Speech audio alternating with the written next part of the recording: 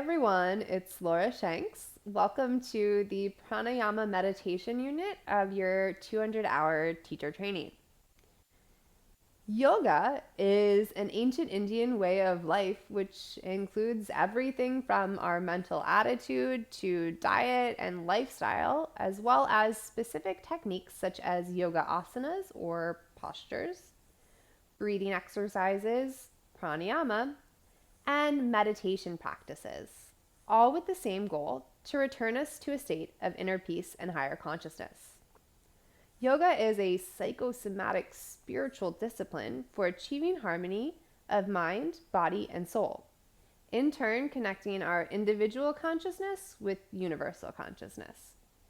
Pranayama, one of its practices, is derived from two Sanskrit words, prana, which means vital force or life energy and is associated with the breath, though we will see later on so much more, for example, sunlight and food, and ayama, which means to prolong or extend. So pranayama, we can say, means life force extension. While we're ultimately working to look beyond and transcend the physical plane, this body is our vehicle on the road to inner peace and spiritual freedom, and therefore needs to be cared for properly. The same way your car will break down if it's not giving gas, we won't run without prana, or life force, the breath. The Hatha Yoga Pradipika, or Light on Yoga, by Yogi Swapmarama, one of the most prominent historical texts in Hatha Yoga, and over 1,000 years old, devotes numerous verses to the importance and practices of pranayama.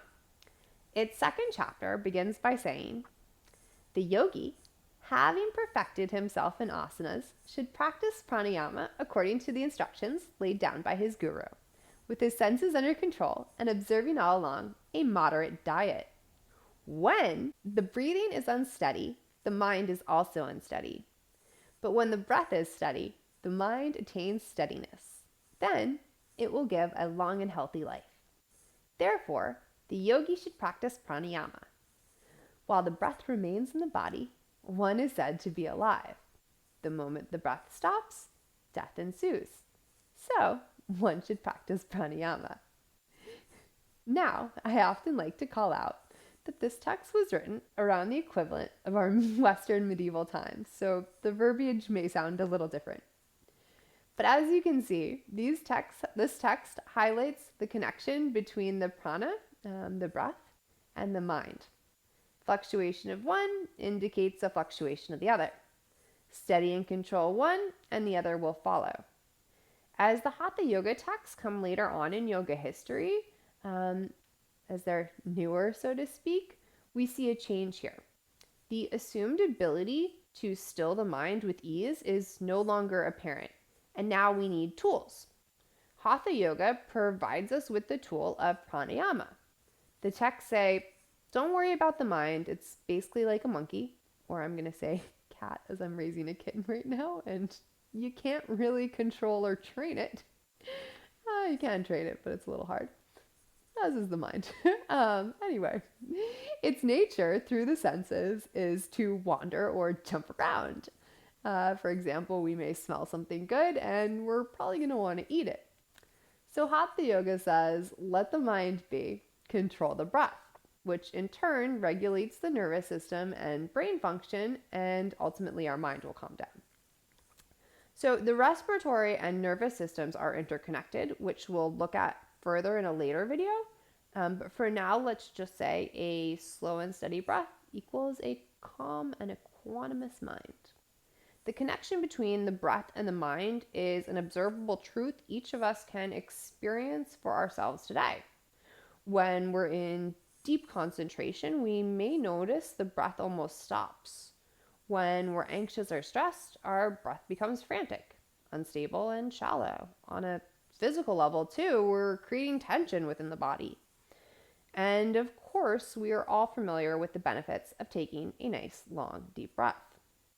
Smooth breathing and mental states lead to a feeling of relaxation within the body.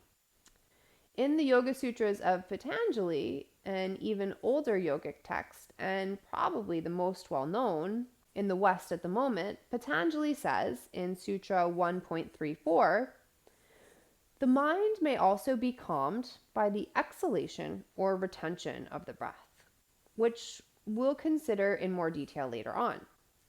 Patanjali also lays out the eight-limbed path, or Ashtanga, Ashtam meaning eight, Anga meaning limb, and of these 8 steps, pranayama is the 4th step.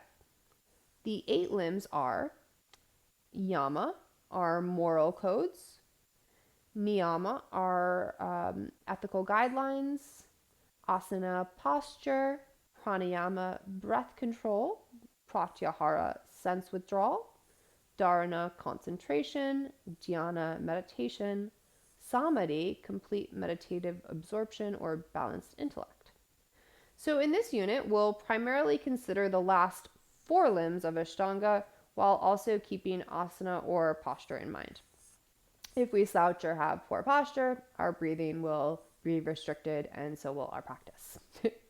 So, using the breath as our compass, we'll learn to both experience and withdraw from the senses, utilize practices that improve our level of concentration, and hopefully work our way into a meditative state.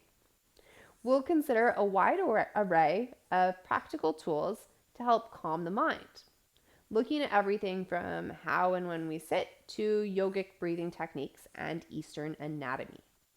As this is a teacher training, the overall aim of this unit is to provide you with an array of tools for your yogic toolbox.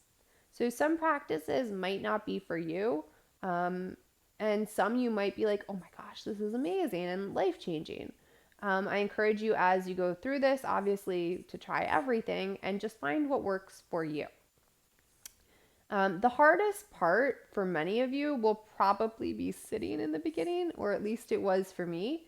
I literally remember crying from what felt like physical and mental anguish on numerous occasions on my first training, just from having to sit for in a cross-legged seated position, which, we're just not so accustomed to in the West. But I promise you, if you start to develop a daily practice now, and just get in the habit of sitting on the floor, you'll notice in all these videos, I will be sitting on the floor. Slowly over time, it gets so much easier. Sitting is now one of my favorite things, and I almost always refuse to sit in a chair if I have the opportunity to sit on the floor now. It's helped my personal practice tremendously, and my formerly incredibly tight hips have now slowly begun to bloom open. So I promise you it does get easier. The work you put in now will pay off in the long run.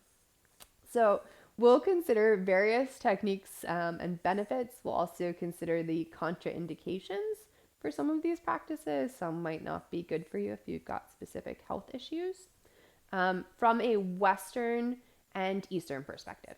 So regardless, no matter how you look at any of this, working with the breath, calming the mind, and taking a moment to chill plays a major role in stress reduction, psychological well-being, and overall health. So take a deep breath, relax, and I hope you enjoy this unit. Namaste.